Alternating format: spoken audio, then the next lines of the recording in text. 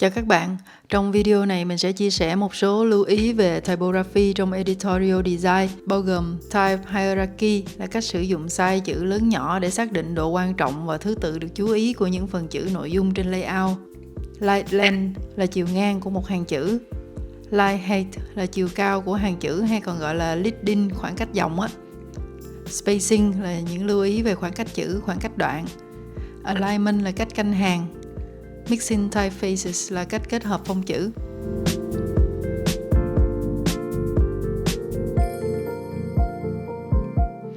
Đầu tiên là type hierarchy.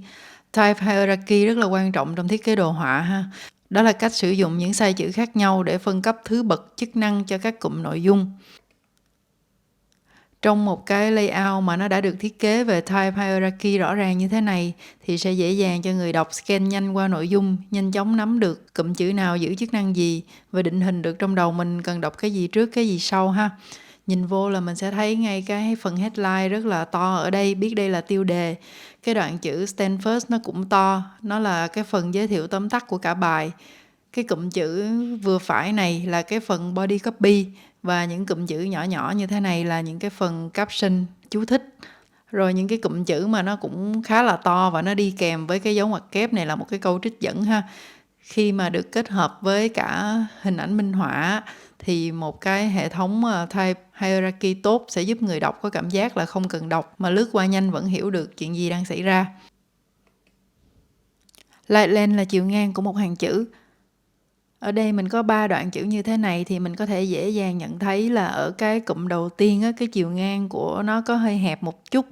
Mới đọc được khoảng 3-4 từ là bị xuống dòng, khá là khó chịu ha. Còn cái cụm dưới cùng này á, thì nó khá là dài. Thật ra đối với cái trường hợp mà chỉ có 3 hàng như cái cụm ở đây á, thì nó cũng sẽ dễ. Tại vì khi mà chỉ có 3 hàng á, thì trong đầu mình nó có một cái sự chuẩn bị. Khi mình đọc xong hàng thứ nhất á, thì nó sẽ nhanh chóng scan tới cái hàng thứ hai ở giữa, và khi mình đọc xong cái hàng thứ hai thì nó sẽ nhanh chóng scan tới cái dòng cuối cùng. Tuy nhiên là nếu mà trường hợp cái đoạn này có nhiều cái dòng hơn á thì mình sẽ dễ bị đọc nhầm cái dòng tiếp theo, nghĩa là mình có thể đọc lại một cái dòng mình đã đọc hoặc là bỏ qua một cái dòng mà mình chưa đọc, tại vì cái chiều ngang của cái hàng chữ này nó bị quá dài. Ở đây thì mình vẽ cái phần guide này để cho các bạn thấy được cái đo cái số lượng ký tự ở trên mỗi cái hàng ngang này ha. Ở đây là khoảng 30 ký tự là đến đây, 60 ký tự là đến đây và 90 ký tự là đến đây. Mình có thể thấy là cái cụm ở giữa này nó có cái chiều ngang của cái hàng chữ khá là dễ chịu. Mình có xem qua một số cái tài liệu và mình nhận ra là đây cũng là một cái range khá là vừa phải để mà đọc, để mà xuống dòng không có thấy khó chịu vì quá ít chữ, và cũng không có bị khó để mà rà ra cái dòng tiếp theo nó nằm ở đâu. Khoảng mà an toàn để các bạn định cho chiều ngang của một cái hàng chữ á, nó có thể là khoảng từ 30 đến 60 ký tự, nghĩa là trong cái vùng màu vàng này là nó sẽ vừa đẹp và vừa dễ đọc, không bị quá dài cũng không bị quá ngắn. Line height hay còn gọi là leading là cái khoảng cách dòng. Mình cũng sẽ có 3 ví dụ như thế này. Thì ở cái đoạn đầu tiên thì cái phần leading nó sẽ là bằng với lại cái size chữ. Ở cái đoạn thứ hai thì nó có cái phần leading bằng 140% size chữ. Và ở cái đoạn thứ ba này thì cái phần leading của nó là bằng 180% size chữ. Thì mỗi cái cách chọn những cái khoảng cách dòng này nó đều mang lại một cái cảm giác khác nhau về typography ha. Nhưng mà cái khoảng cách hàng mà nó dễ chịu và dễ đọc nhất là nó rơi vào ở cái cột giữa này, là nó khoảng từ 120 đến 140% cái size chữ. Thì đối với tiếng Anh nó không có dấu thì mình có thể dùng cái cận dưới là 120%. Nhưng mà đối với tiếng Việt thì các bạn có thể cân nhắc tăng cái phần leading này lên 130 đến 140% so với cái size chữ. Tiếp theo là spacing. Mình gọi chung là spacing vì mình muốn đề cập đến cả khoảng cách chữ và khoảng cách đoạn ha. Mình sẽ nói về khoảng cách chữ trước. Ở đây thì mình có 3 cái đoạn chữ như thế này. Thì ở giữa là cái đoạn mà cái khoảng cách chữ nó mặc định là 0%, nghĩa là mình không có cố ép chữ lại mà mình cũng không có cố giãn chữ ra. Bên trái thì mình cố tình giảm cái khoảng cách chữ lại, và bên phải là mình cố tình tăng cái khoảng cách chữ lên. Thỉnh thoảng thì khi mà trong một cái đoạn thiết kế mà mình cần phải ép một cái đoạn văn nào mà nó hơi nhiều chữ một chút vào một cái không gian hơi nhỏ một chút thì mình cũng thỉnh thoảng sẽ xài cái cách là ép cái khoảng cách chữ là một chút. Nhưng mà mình ép thì cũng ép ít thôi ha, đừng có ép dính tới như cái mức độ của cái cụm ở bên trái này thì nó không có ổn, tại vì nó tất cả các chữ nó bị dính vào nhau á, nó làm hư cái thiết kế vốn có về cái spacing của cái typeface này, và nó còn gây ra cái chuyện là khó đọc nữa. Còn cái kiểu giãn chữ như bên phải này á, thì nhìn nó cũng khá là dễ thương, nhưng mà nếu mà dùng thì cũng chỉ nên dùng trong trường hợp mà một cái đoạn ít chữ thôi, ví dụ như một cái câu trích ngắn hay là một cái câu caption nào đó, chứ không nên dùng trong cái phần nội dung body text ha. Tóm lại là đối với cái đoạn chữ dài á, mà cần mất thời gian để đọc nội dung á, thì không có nên thử thách người đọc bằng hai cái kiểu ép chữ vô hay là giãn chữ ra như thế này. Tiếp theo là về khoảng cách đoạn ha. Ở đây mình lại có 3 cụm tác như vậy thì mỗi cụm gồm có 2 đoạn văn. Nếu mà mình để dính sát lại như cái đoạn bên trái á, thì mình sẽ nghĩ là chỉ có một đoạn thôi. Còn nếu mà cách xa quá như cái đoạn bên phải thì cảm giác 2 đoạn văn này nó bắt đầu mất liên kết với nhau. Cho nên lưu ý là khoảng cách đoạn cần có nhưng mà đừng có quá xa. Như cái đoạn ở giữa này là vừa đẹp ha. Nhưng nói về khoảng cách đoạn thì mình cũng nói thêm một cái lỗi mà mình thấy nhiều bạn cũng hay gặp. Đó là ví dụ như ở đây mình có 3 cái cụm tác như thế này, và cả 3 cái cụm này nó đều dùng những cái thủ pháp để ngắt đoạn ra. Ở cái cụm đầu tiên thì nó dùng cái cách là lùi đầu dòng ha, để ngắt cái đoạn ra. Tới đây nó lùi đầu dòng vô là nó ý muốn ám chỉ một cái đoạn mới. Ở cái cụm giữa thì nó ngắt đoạn ra bằng cách là có một cái khoảng cách ở giữa hai đoạn. Còn ở cái cụm bên phải thì nó vừa lùi đầu dòng vừa có cái khoảng cách ở giữa hai đoạn. Thì thật ra trong cái sách mà Thinking with Type á, thì nó có nói rõ là cách làm ở cái cụm thứ 3 là không có đúng. Chỉ cần một cái cách là đã ngắt được đoạn rồi.